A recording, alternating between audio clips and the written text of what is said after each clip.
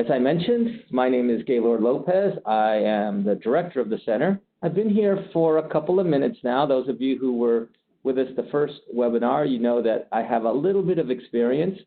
In fact, August will mark the beginning of my 31st year as director of the Poison Center, so I have a little bit of experience.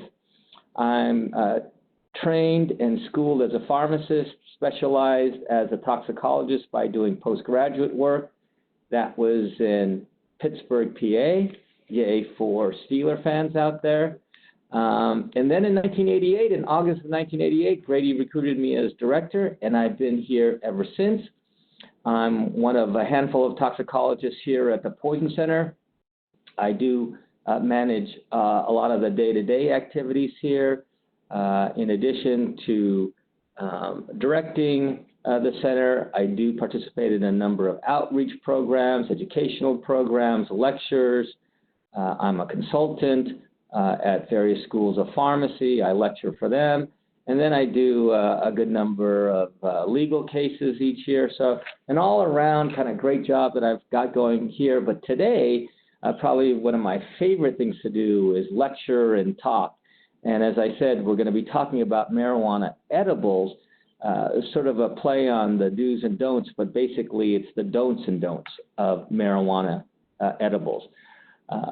I'm going to throw out my disclosure statement that I report no conflict of interest, and I'm solely responsible for the delivery of this, this presentation. The one thing I'm not going to be delivering are samples.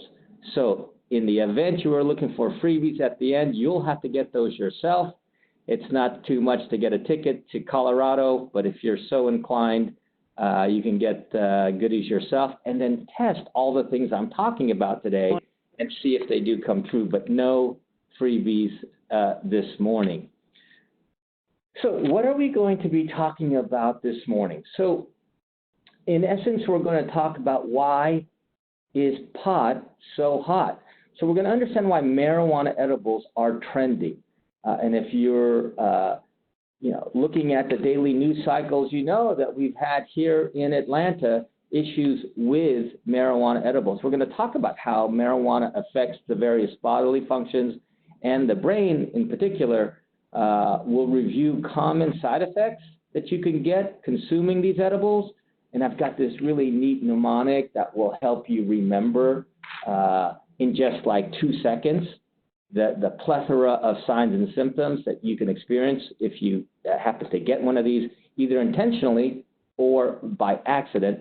We'll discuss, for those of us who are parents, discuss the strategies we can employ and deploy to make our community safer. And one of the things I added late this week to this discussion is talking about the other hot trend, and that is CBD and some of the issues regarding CBD. So we've got a full lecture of neat stuff to learn about, and we'll go ahead and get started with our topic today. So when you look at data, things have changed dramatically in the last couple, 2-3 years. And of course, when I review the timeline of marijuana edibles, you'll understand why there's been a recent explosion. But just look at the data set that I've compiled for you here. Back just a couple years ago, in 2017, the Georgia Poison Center only handled 7 calls, not bad at all, that's not even one a month, related to marijuana edibles. When we look at, and the data that I'm presenting is a kind of little sideways, but when I look at national data for just the year before, nationally, reported to the 55 poison centers across the country, there were only 23 calls. Now, in 2018, 6-fold difference in the number of calls. Now, sure, the raw number is not that much, but that's a dramatic increase for us in 2018. And certainly 2019 shaping to be a much, much busier year because in one fell swoop, we had about 28 cases just a couple months ago. And when you look at the nationwide data that's available to the public right now, 2017 national data has been published, but look at this number, a whopping 700, over 700 calls about people getting into marijuana edibles. Now, the people I'm mainly talking about that make up that number are children. So that's one major problem that we have to deal with when we're talking about the dangers of edible marijuana. So when we look at the timeline, let's just review a quick timeline of cannabis in the United States. And in the early 20th century, in the early 1900s, we started seeing states, state by state, start enacting various regulations against marijuana, banning them in many states, and it started, in 1913. But it was not until the federal government started taxing those people who were using marijuana that we saw the use of marijuana curtail significantly, and that was in the 1930s where we saw the Marijuana Tax Act. But then you fast forward to 1973, and you started seeing marijuana taking a lesser stance in terms of the criminal and the legal system. In fact, Oregon was the first to decriminalize marijuana, and if you were found to be in possession of an ounce or less, it was simply a $100 fine.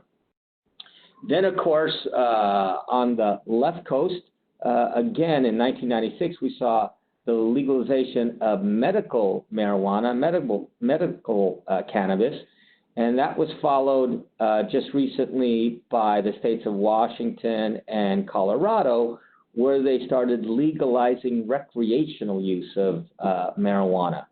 And of course, those of you who follow what's going on here in Georgia, you know that it was about 3 or 4 years ago that low-dose marijuana and high CBD medical cannabis was allowed to be used in our state. When you look at states nationwide, those in green that have legalized recreational and medical marijuana are depicted here, and those who just legalize medical marijuana only are listed here. Now, Georgia is still not colored in, but you could see that across the nation, we've really started seeing this increase in the use of even just recreational marijuana.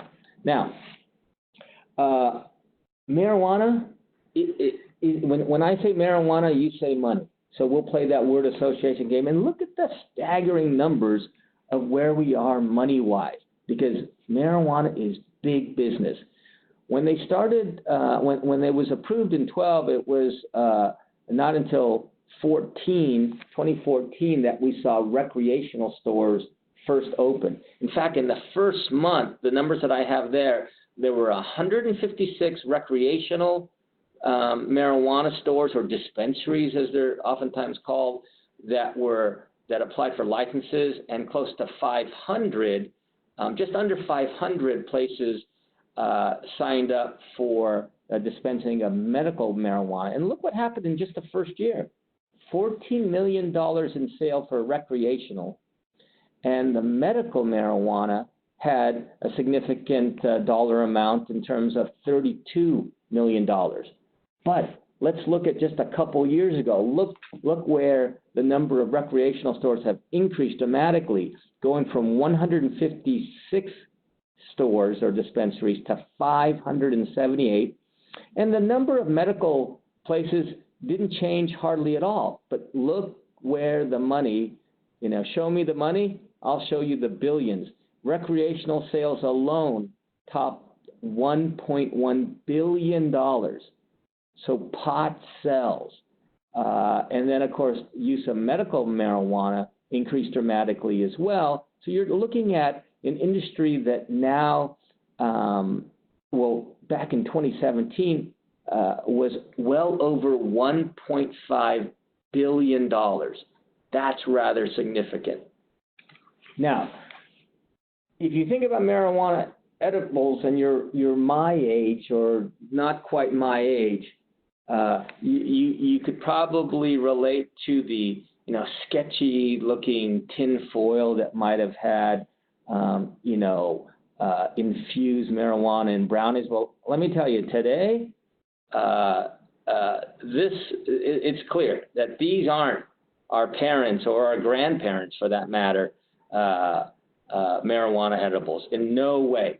And so when I look at the generation of products that are out there, check out the images that I'm going to be showing you shortly in terms of the variety of products. And so candies and cookies and baked goods, oh my, they are just rolling out of these dispensaries and these fly-by-night shops.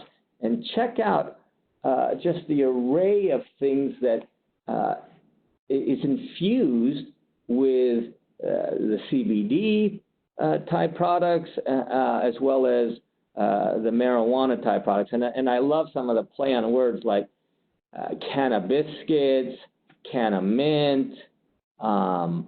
It just goes on and on. Cannabis pops. Now, obviously, the marketing is clear where they're going with this stuff, and we'll discuss these as we look at other products that are out there on the market.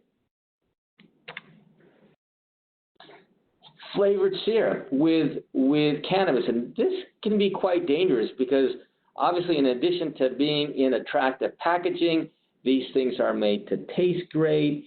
And the old adage of why someone would take why people weren't taking medicine, let's just go to that, back in the day when I was growing up, is because some of these medicines tasted horrible and the compliance rate was so low because none of us would like to taste those foul smelling and tasting medicines. So manufacturers starting to sweeten them, and when you have antibiotics, for example, that are in banana flavors or strawberry flavors, or pain medicine like acetaminophen that are in grape and strawberry, it really makes for better compliance. And so if people are taking prescription and over-the-counter medicines because they taste great, what more of these cannabis products that are in a variety of flavors from strawberry, peach, grape, etc. So these can be very dangerous. And when you look at the classic ones, these are still around, and people will still sell these, whether they're homemade or in a quote, fall lab setting. These are very popular. Now, you will want to know the beginning of this lecture. We talked about the fact that pot is so hot. So what about the differences now of the edibles, and why are they so popular? So we've seen that the teen population is a growing and booming number of folks who are experimenting with these edibles. And when you look at risk, teens were surveyed back in 2012, and what they asked was, how do you view the risk of marijuana? Do you view this as a risky behavior of either smoking or eating pot? And more than half of those surveyed said this is something that is risky. It's risky behavior.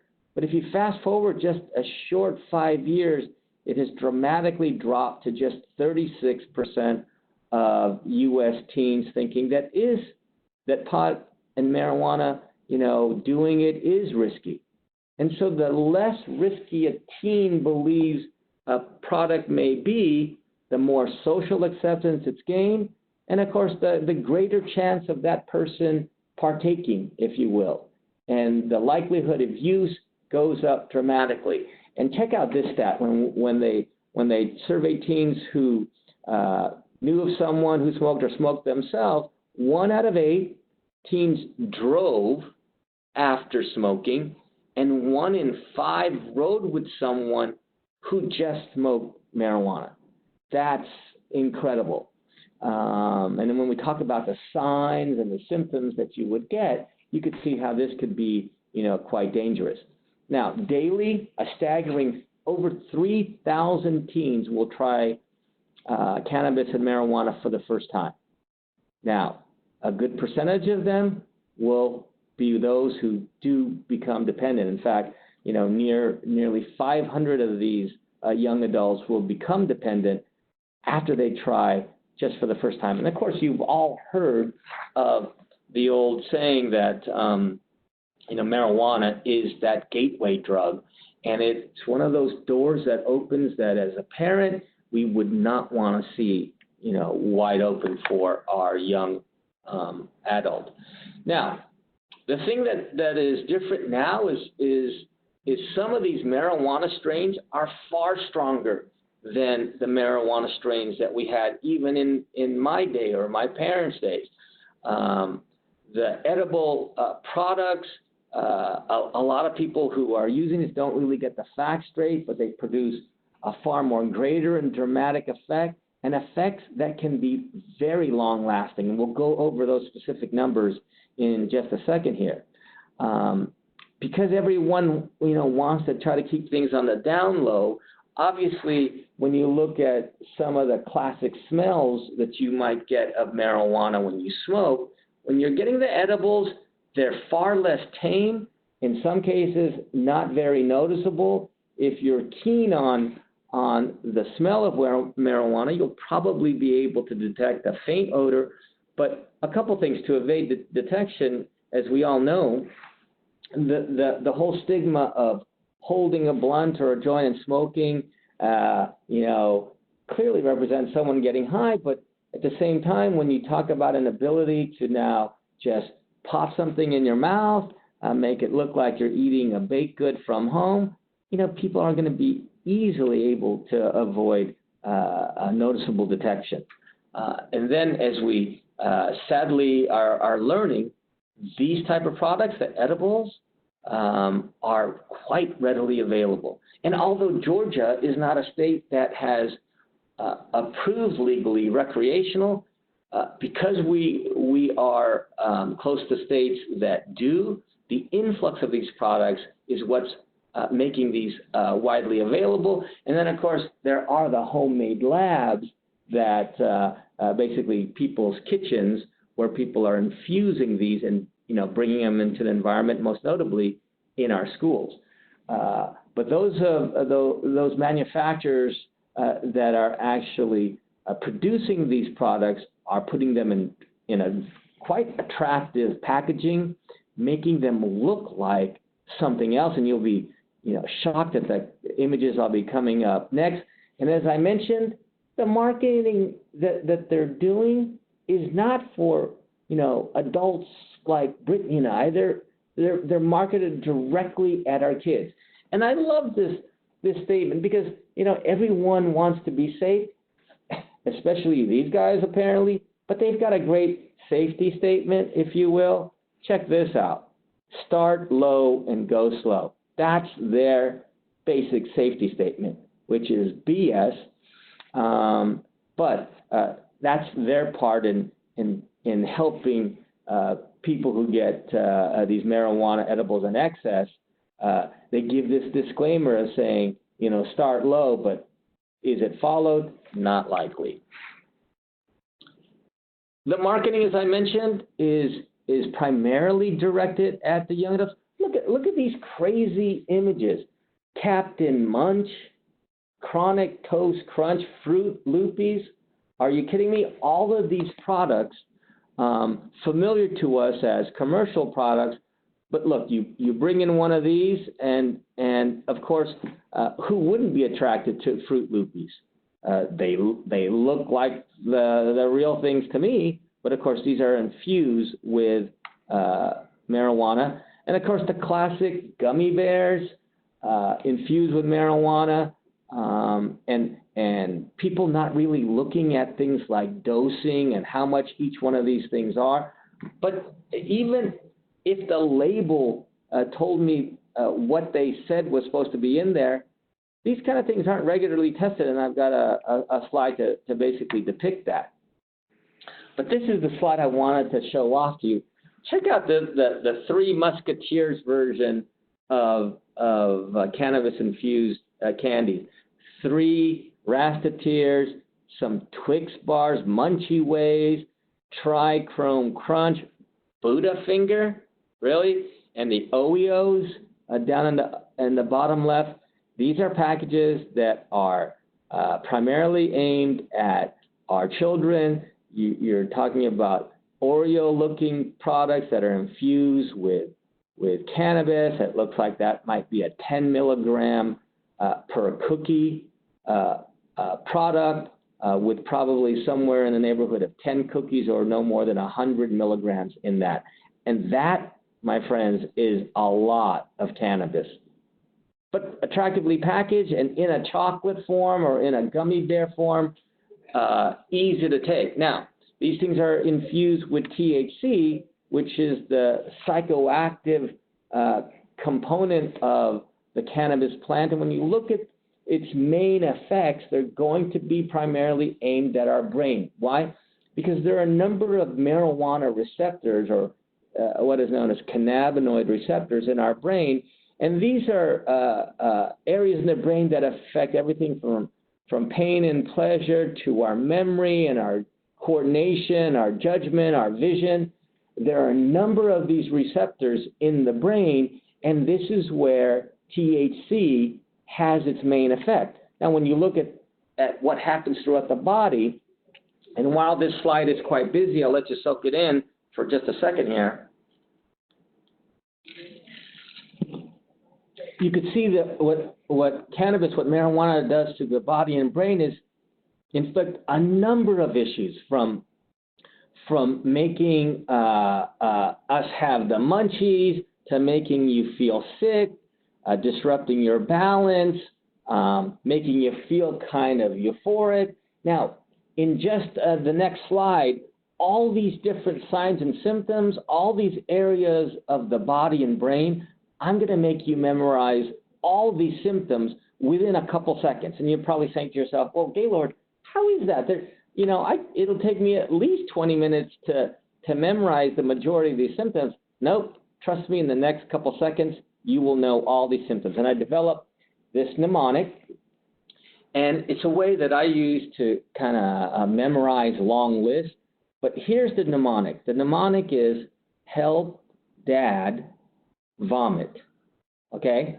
So remember that mnemonic, help Dad vomit, and we'll get the majority of these. And then all you'll really need to do is memorize a couple of symptoms like red eyes. And of course, when you're getting high, one of the classic things we all look at is someone who gets red eyes. And if you haven't heard this already about marijuana, it gives you the munchies, right? So not very much to memorize. You've got bloodshot eyes and you're hungry.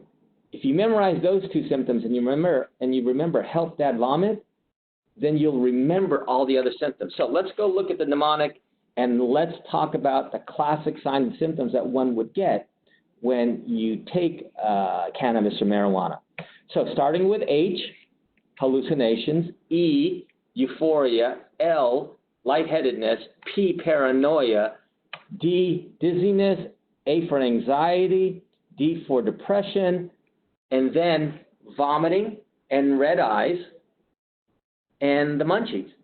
So test yourself now. Do you know at least 5 or 6 symptoms that marijuana can produce without even looking at the board? You should be saying to yourself, well, Dr. Lopez, that's easy. It's help Dad vomit. So hallucinations, euphoria, lightheadedness, paranoia, depression, anxiety, dizziness. They get bloodshot eyes, they're sick to their stomach, and even though they're sick to their stomach, they feel hungry. Did I not tell you that in a couple seconds you'll remember this? So now you're an expert on THC and the signs and symptoms that we would expect if someone were to get into these type of products.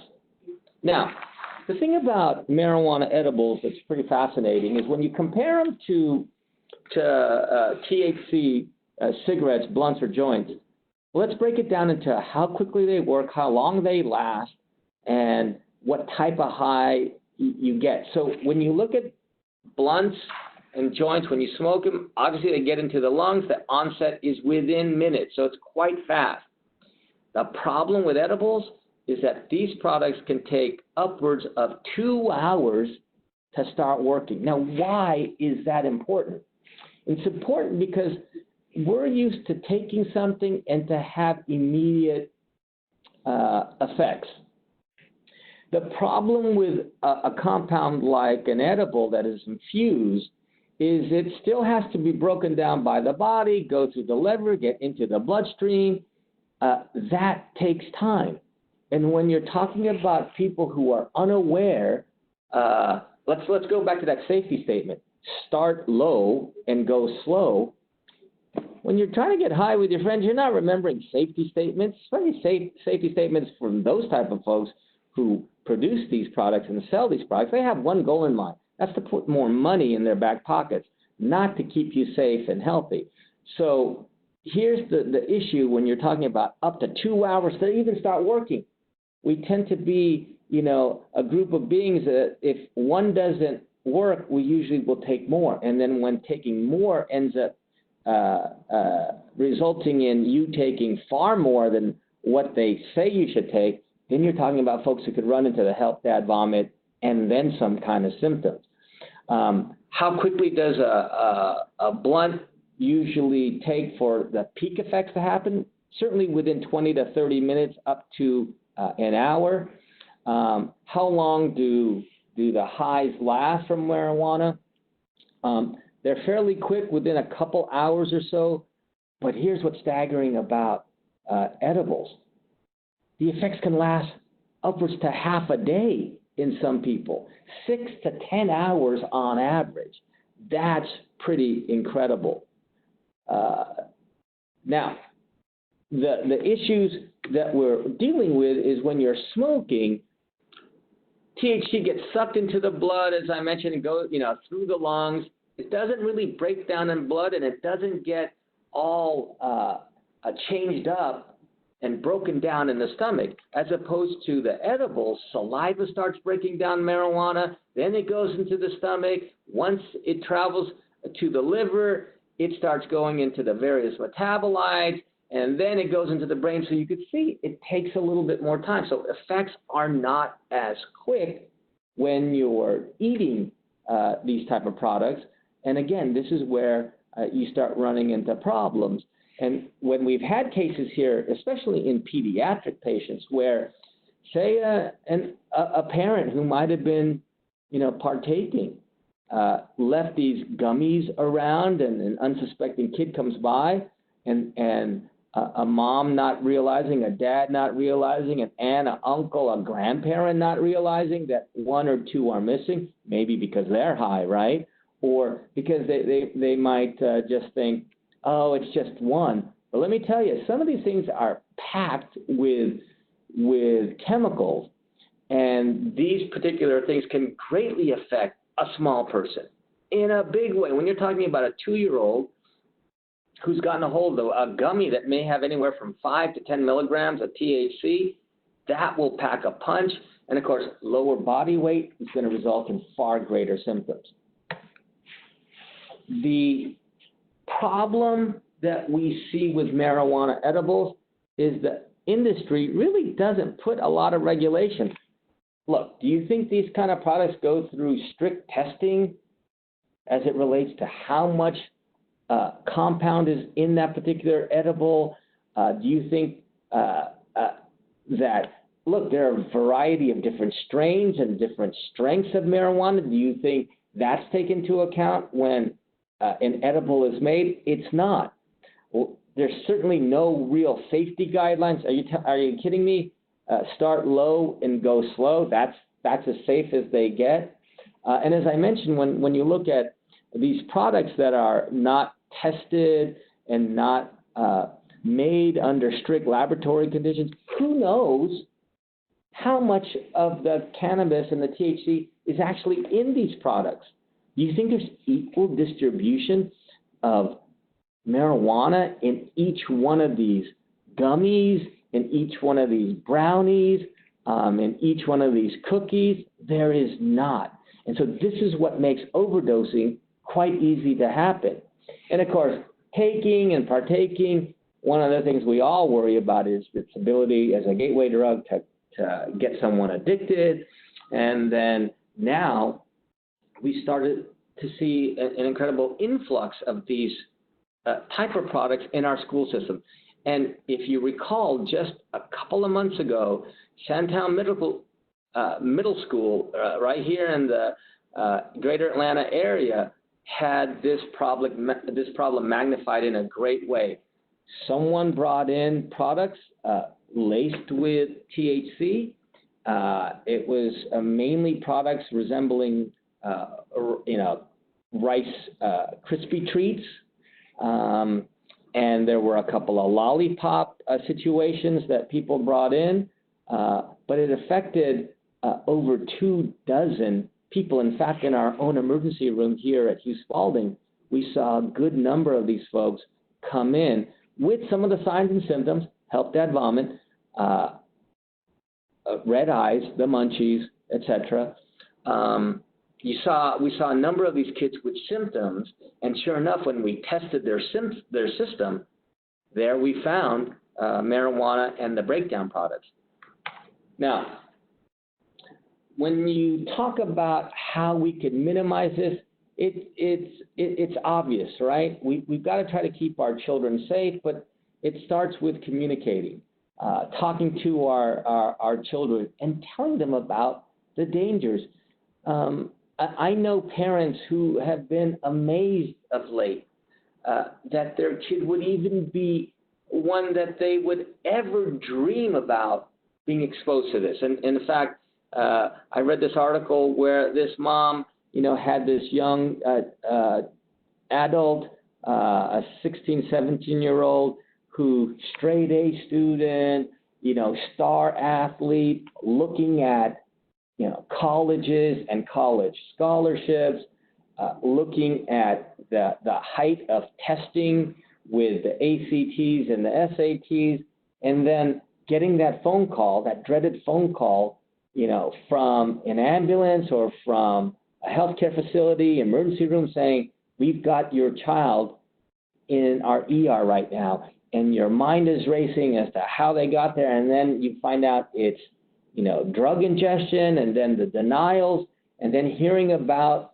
in the end, the punchline is marijuana edibles. In fact, going from an adjective in the word edibles to now a noun, an edible.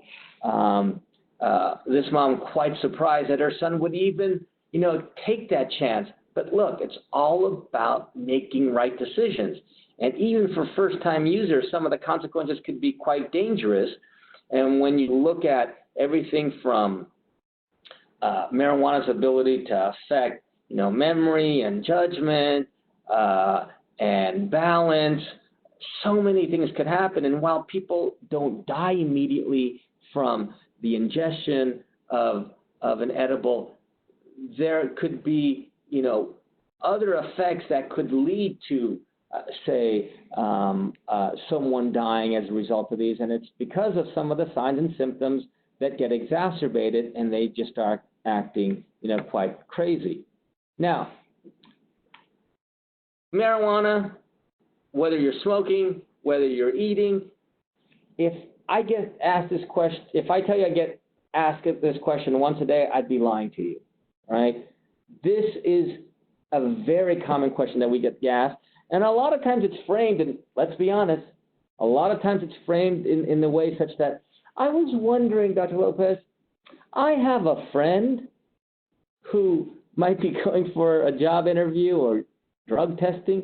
Can you tell me how long marijuana stays in the body? Of course, all in the name of helping out a friend. And what I generally tell them is, it depends, right? There is no magic one answer, fits every situation. It's basically, how long marijuana stays in your system is such a loaded question. It has a variety of different answers. And if you happen to, look, I was told at the beginning of this lecture that we had just over 700 people sign up for this. Now, how many of you end up coming on board? That's really not the question, but I've joined the 700 club here, quite a religious experience, right? But if the 700 of you who registered for this class, took marijuana, and some of you probably already have, right? You know who you are. Wondering, well, how long does it stay? And I've given you the depends. There will be 700 different answers I can give out. Now, what are some of the factors influencing the time it takes marijuana to clear your system? Well, everything from did you do an edible or a joint one time, or do you do it so infrequently that it's basically one time, or are you a chronic user? Popping a gummy bear, here and there, and then smoking a joint every now and then. What about your body type? Are you small build, big build? Are you big boned? Are you heavy set? Are you thin as a rail? These are things that are going to influence how long cannabis stays in your system. One of the things I told you about now is many of the marijuana strains today are much more potent, much more powerful. And again, it may depend on the type of strain. Now, when you take an edible, do you think you're going to know the strain of marijuana that might be in that particular edible or that joint you just smoked? Not likely. Now, depending on the test that we're going to do, marijuana, can be in the body and be detected for quite a while. For example, what about in blood?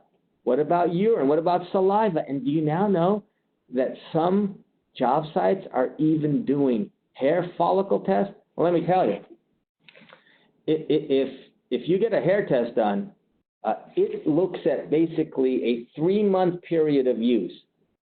So if you've taken marijuana in the last 3 months, you're screwed, okay? You're screwed. You're going to find, especially if you have a job site that has zero tolerance.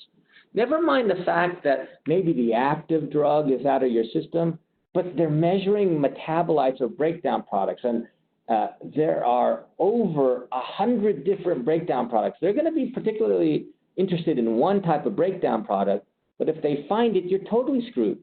Now, in hair, I could tell you for most of us with hair, it might stay around for a couple weeks, but look, if you're talking about taking a drug test that is going to look at 90 days worth of activity, let me repeat again, you're screwed, right? Saliva has been one of those drug tests that you see law enforcement start doing, and there a certain, it could be anywhere from a couple to 3 or 4 days where it might still be in saliva. Blood and urine, that varies from urine anywhere from a month to a month and a half.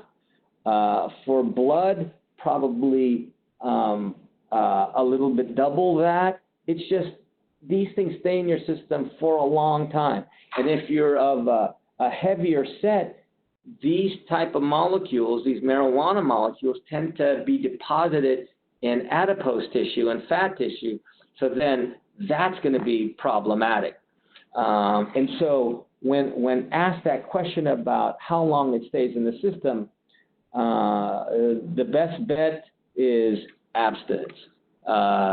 And for someone like myself who does get asked to consult in legal cases to see if you might be driving while under the influence, these are some of the things that are going to come into play when I'm trying to evaluate whether or not you might have been under the influence. And certainly when you're looking at a job site that might have zero tolerance, you could be really in trouble.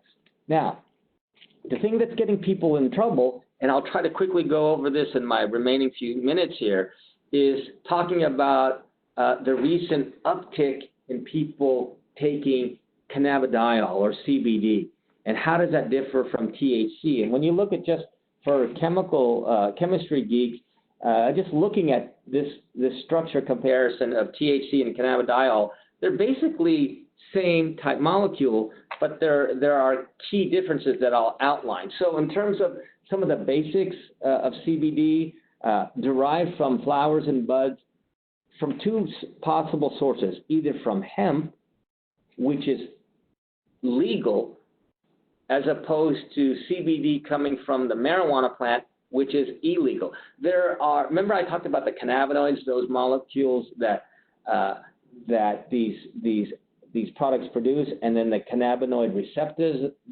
that are in our brain. 113 different cannabinoids are in cannabis, and CBD is one of the 113. But it makes up a significant portion of the cannabis extract. And as I mentioned, this is really hot right now. The reason why it's hot is that it is the non-psychoactive, the non-intoxicating portion of marijuana. And there are many reports about how great it is for treating anxiety, treating inflammation, pain, used for weight loss. The one that's most promising is some of the data that we're seeing for seizures, but most of those seizures are in animal studies, and there are very few human studies that are showing the effectiveness. But right now, seizures, retractable seizures or intractable seizures in children are where some of the data is promising. But the problem is these type of products are being produced much like THC without any regulations. And some of these products and these strains and these strengths, vary tremendously. And for those states, I mean, it's legal in those states where medicinal and recreational marijuana has been enacted by state law. But you have to beware. Why? Because it's basically a wild, wild west phenomenon that's going on. Joe Blow, who is in a state that where THC is being sold, can actually put anything on that CBD label, saying that it could do everything from improve your sex drive to make you sleep better at night, and then treat your 10 illnesses from diabetes to heart congestion. And that person is not bound legally to anything that they put on a label. So it's crazy. Not to mention, if you are someone with chronic diseases and you're on a variety of different medications, all the potential drug-drug interactions. In fact, some of these are quite dangerous, where you may take like a seizure medicine and also take CBD. The problem is CBD will increase the levels of your seizure medicine in your blood that makes you more toxic for the seizure medicine. So, without having that knowledge, like say a pharmacist would have, myself, you could have patients who run into issues. You obviously need to be under medical advice or medical care when you're looking at CBD. But recently, and I was actually just driving down the road last night, and I heard the broadcast talking about CBD in food products. Well, I'll tell you right now, the FDA has not approved CBD to be put into food and drinks. And while CBD is allowable in our state, sellers and retailers and restaurateurs cannot mix that stuff, in your drinks. The only way that you can get CBD in one of those drinks is for you to put it yourself. So it's not even FDA approved for its use in that setting. Now, lastly, much like some of the THC stuff, the product testing is not very often. It's very infrequent. It's unregulated, as I mentioned, and many times it's even falsified. Manufacturers even agreed in court and been fined for falsely advertising on their label. I don't care. When you look at the risk versus benefit, they pocketed far more money than the fine that they're going to have to pay. And so when you're allowed to have these kind of products out in the market, and these products, are in there along with fake products, this is also problematic. In fact, I think there was a recent article in JAMA that talked about 30% of these CBD products are mislabeled. And actually, I think I have a couple of headlines that I found, and especially vape. The new trend is vaping. They're now putting CBD, THC into various vape liquids, and they found that instead of having CBD, some of these contain very dangerous ingredients. In fact, look at this headline. Testing of CBD oils revealed 3 surprise chemicals and 1 big problem, meaning again, what you get, what you buy is not necessarily what you're looking for. We've actually seen a number of these products contain synthetic cannabinoids. Remember that term, synthetic cannabinoids? You probably remember that back from 2010 and through 2015 of the products that had the K2, the spice type products. Imagine having these synthetic cannabinoids that are substituting for cannabidiol, the non-psychoactive a product that everyone was looking for, and instead have these very dangerous chemicals. What, do you have a testing lab in your home that's going to be able to test what you bought? Probably not. So buyer beware when it comes to these products. And when you think about, these things that are trying to make us feel better, a person shouldn't need to get sick while trying to get well. So just keep that in mind. So hopefully over the last handful of minutes, you were able to learn a few things here. I know I was kind of rushing, but if you have questions about these kind of products or have taken the product yourself and are now experiencing these signs and symptoms and are worried, let us know by calling us here at the Poison Center.